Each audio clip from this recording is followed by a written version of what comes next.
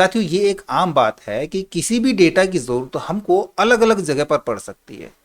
किसी जगह पर तो वो हम रो डेटा के रूप में उसको इस्तेमाल करते हैं और दूसरी जगह वही फाइल रिपोर्ट तैयार करने और डैशबोर्ड बनाने में इस्तेमाल होती है, या फिर उसी फाइल को किसी स्पेसिफिक एरिया के लिए कहीं पे फिल्टर किया गया होता है। बट इसको बार बार अपडेट करना बहुत ही धीमा प्रोसेस है, बहुत ही रिस्की है और पूरी तरह से अवॉइडेबल योग्य है। तो इस वीडियो में मैं अपने डेटा को ऑटोमेटिकली सीट्स में या वर्कबुक्स में सिंक कराने के 5 तरीके बताने वाला हूं।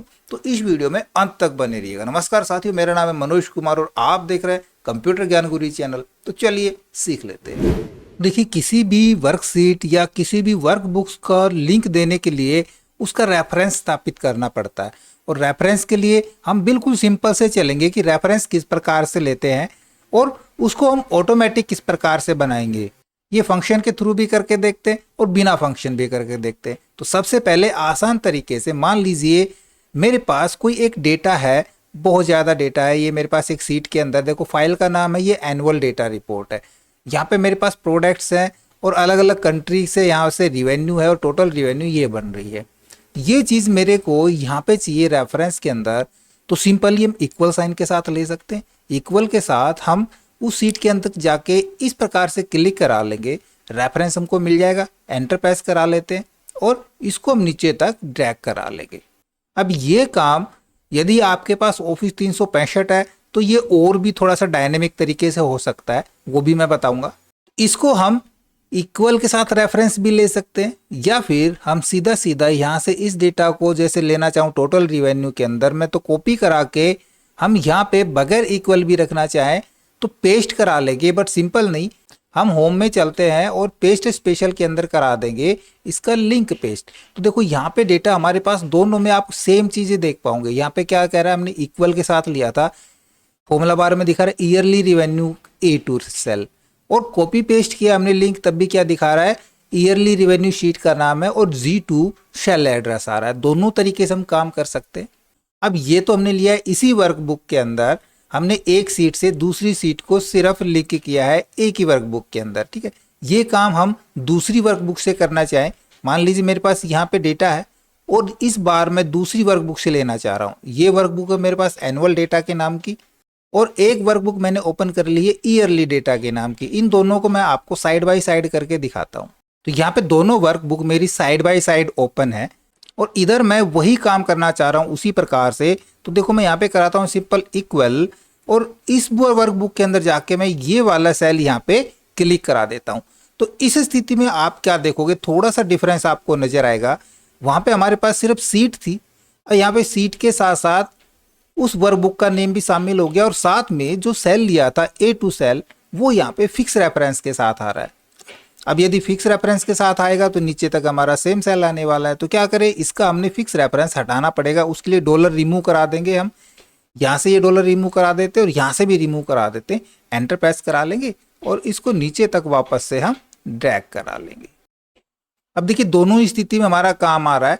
अब इधर तो देखो क्या आ रहा था फॉर्मूला, हमारे पास फॉर्मूला सिर्फ इतना डिस्प्ले हो रहा था ना।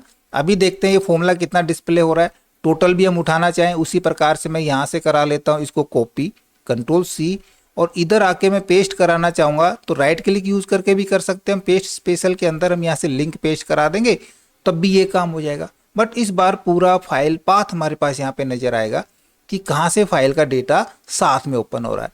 बट ये प्रोसेस थोड़ा सा लेंदी प्रोसेस हो सकता है और जोखिम भरा भी हो सकता है।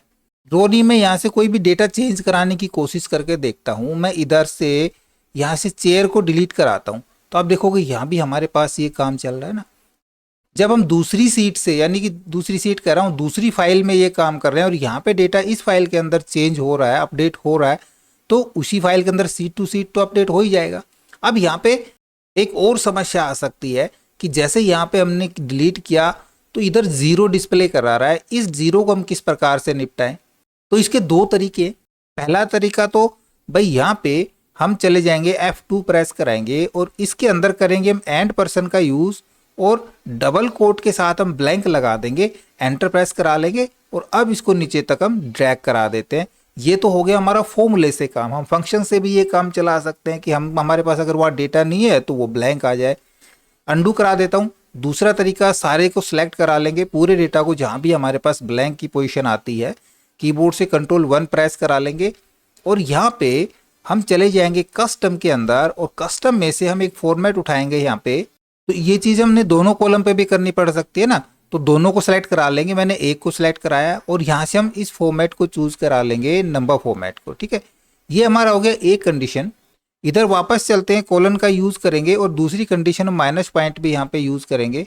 माइनस के साथ हम यूज करेंगे हैश का, कोमा करके हम हैश साइन के साथ 0 यूज कर लेंगे और फिर से कॉलन यूज करा देंगे। बस इतना करा लेंगे और ओके प्रेस करा देंगे। तो देखो यहाँ से इस प्रकार से भी हम फॉर्मेटिंग लगा करके, सेल फॉर्मेटिंग से भी जो जीरोस हैं उनको रिमूव करा सकते हैं। और यदि जब भी हमारे पास यहाँ पे कोई टेक्स्ट आएगा, मैं टेक्स्ट लिखता हूँ, तब वो टेक्स्ट हमारे पास वहाँ पे फिल हो जाएगा।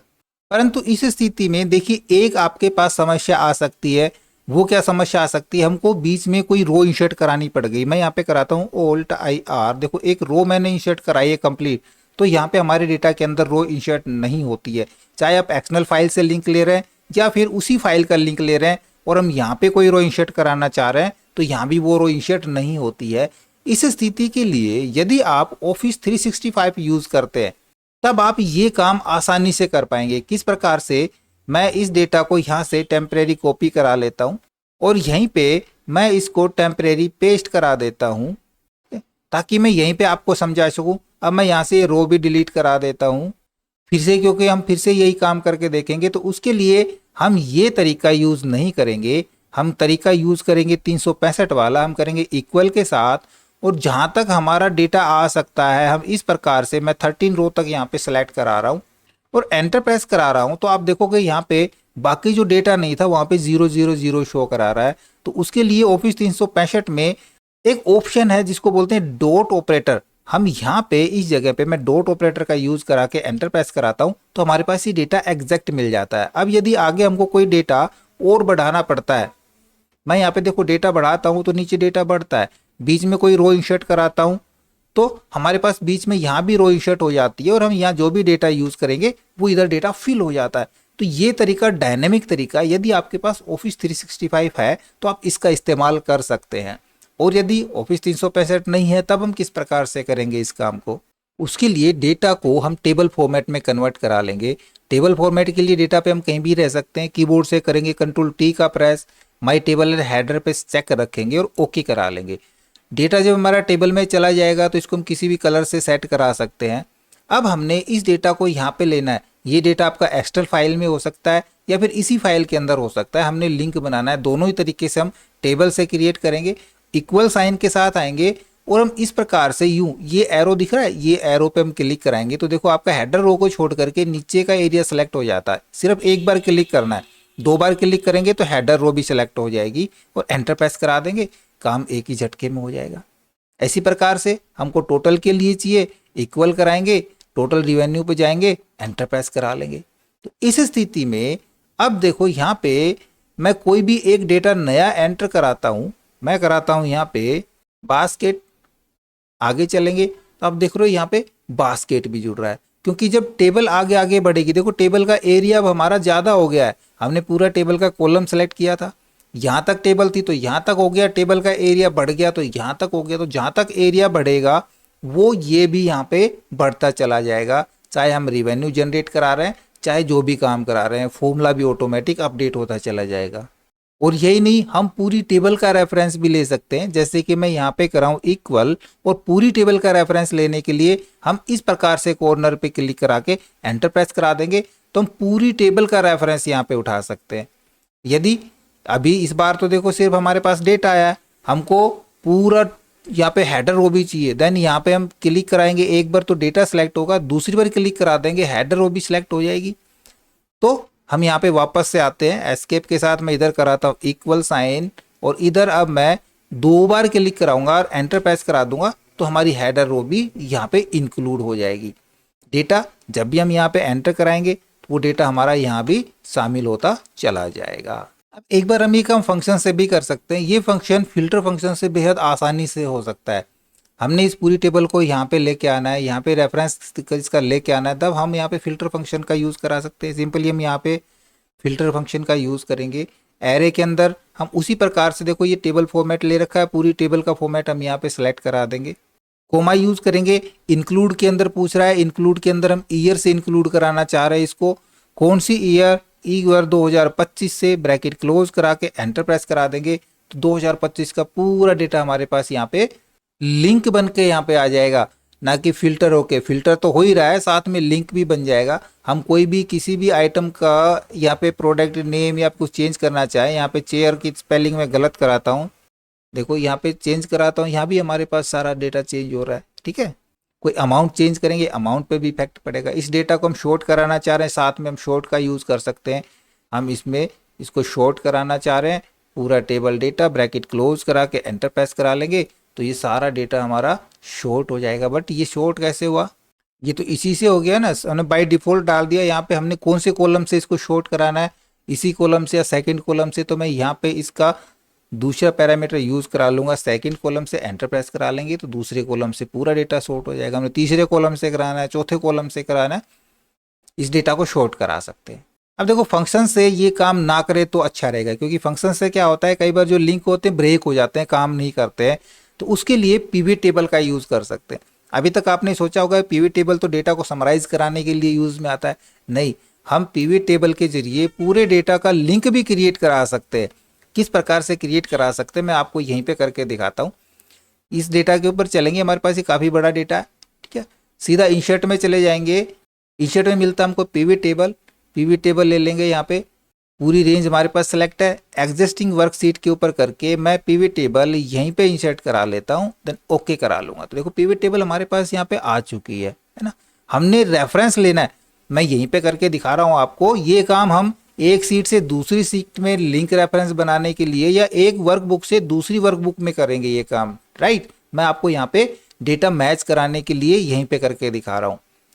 हमको क्या क्या डेटा चाहिए भाई, हमको ईयर चाहिए, रो फील्ड के अंदर चाहिए, कैटेगरी भी हमको चाहिए, देखो है ना, ईयर चाहिए, रो फील्ड, प्रोडक्ट, सेल, सारी चीज़ें चाहिए।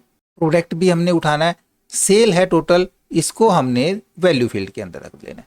लेकिन अब सोचो कि इस प्रकार का डेटा हमारे पास नहीं आया है, कोई बात नहीं, अभी हो जाएगा। उसके लिए हम सीधा डिज़ाइन में चले जाएंगे और डिज़ाइन के अंदर इसके लेआउट को हम करा देंगे शो इन टेबुलर फॉर्म के अंदर। देखो टेबुलर फॉर्म में डेटा हमारा कन्वर्ट हो गया, जितने कॉलम थे उतने कॉलम बन गए। डेटा पे इसी पे टेबल पे रहेंगे, वापस से लेआउट पे जाएंगे, इसको कर देंगे रिपीट ऑल आइटम्स इस लेवल पे क्लिक। अब आप देखोगे यहाँ पे जो डेटा हमारे पास इस प्रकार का यहाँ था वही डेटा हमारे पास यहाँ आ गया। साथ में यहाँ पे सब टोटल और आ रहा है, ये भी नहीं रखना है सब टोटल भी, तो हम यहाँ से सब टोटल पे जाएंगे और डोंट शो सब टोटल्स। अब इसको हम आराम से अलाइन करा सकते हैं, डेटा को पूरे कॉलम को हम अलाइन करा लेंगे। सेंटर से कराना है, लेफ्ट से कराना है, राइट कराना है, कॉलम की हाइट विड्थ चेक करनी है। तो आप देख रहे हो पूरा रेफरेंस एज ए टेबल यहाँ पे एज ए रेफरेंस या एज ए लिंक आ चुकी है। इसमें भी यहाँ भी हम कुछ भी जो चेंजमेंट करेंगे, इधर मैं चेंज कराता हूँ, मान लीजिए कि इसमें एसेसरीज के अंदर मैं चेयर में चेंज कराता हूँ, मैं यहाँ पे 200 डालता हूँ, तो आप देखोगे यहाँ पे चेयर के अंदर एसेसरीज में ये मैंने 25 का डाल दिया तो 25 में चेंज हुआ होगा। मैं यहाँ पे ना इसको मैं शॉर्ट करा लेता हूँ, तो अब हमारे पास आ जाएगा यहाँ पे 2025 का सारी चीज़ें आ गई। 23 का ग्रिप गार्ड 2300 रुपये, इसको चेंज कराता हूँ मैं 1000, एंटर प्रेस कराऊंगा तो देखो यहाँ पे अब आप देख रहोगे मैंने यहाँ पे शो करा दिया, इसको शो नहीं हुआ। लेकिन ये आसान है यहाँ पे शो करना है, क्योंकि इसके लिए आपको पिवट टेबल के अंदर ऑप्शन मिलता है रिफ्रेश का। जैसे हम रिफ्रेश बटन पे क्लिक करेंगे ये सारा यहाँ पे रिफ्रेश हो जाता है, तो इस जगह पे हमारे लिंक ब्रेक होने के चांस बहुत कम हो जाते हैं। अब इससे भी थोड़ा सा एडवांस देखते हैं कि हमको यहाँ पे रिफ्रेश करने की जरूरत पड़ती है। मैं चाहूँ कि यहाँ पे रिफ्रेश करने की भी जरूरत ना पड़े, ये ऑटो रिफ्रेश हो जाए। उसके लिए देखो मैं एक ब्लैंक सीट ले लेता हूँ और एक नई एक्सटर्नल फाइल के ऊपर मैं आपको जाके दिखाता हूँ। ये मेरे पास एक एक्सटर्नल फाइल है जिसका नाम है प्रैक्टिस डेटा।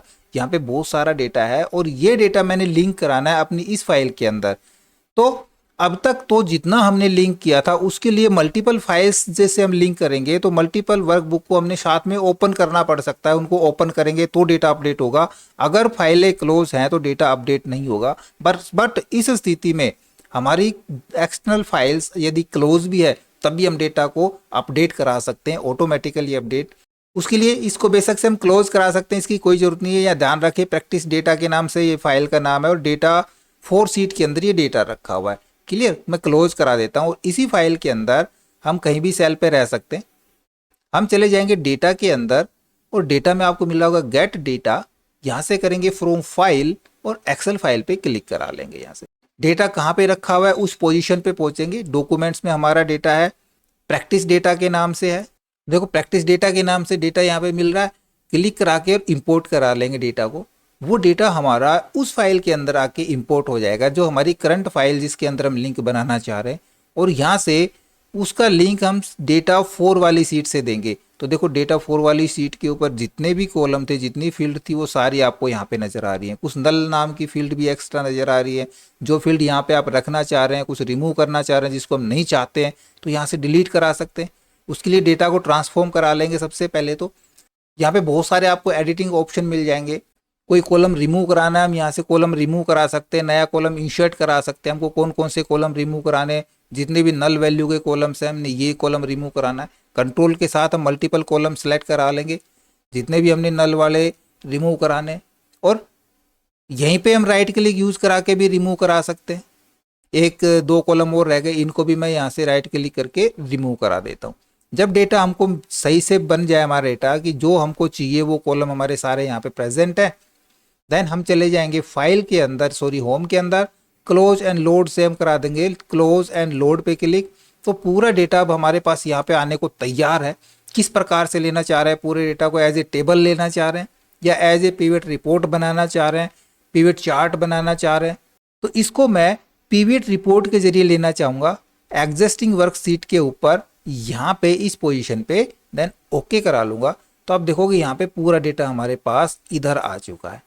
जो फील्ड रखनी है वो रख सकते हैं, सारी फील्ड हमको रखनी है सारी रख सकते हैं। अमाउंट को यहाँ पे डालेंगे, सीटी को लेफ्ट में रखेंगे, कॉस्ट को राइट में ले जाएंगे, यूनिट पर को राइट में लेके जाएंगे, प्रोडक्ट को हम इधर रखेंगे, सेल्समैन को इधर रखेंगे, क्योंकि जो जो हमारे पास नाम कॉलम फील्ड में आने चाहिए कॉलम में रखेंगे, रो फील्ड में जाने चाहिए वैल्यूज़ में वो वैल्यूज़ में रखा लेंगे, यूनिट्स को भी हम वैल्यूज़ में रखा लेते हैं।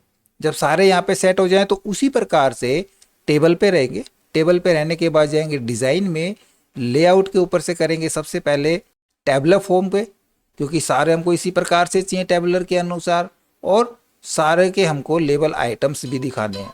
सब टोटल रिमूव करा देंगे, नो सब टोटल। हो गया पूरा डेटा हमारे पास क्लियर है।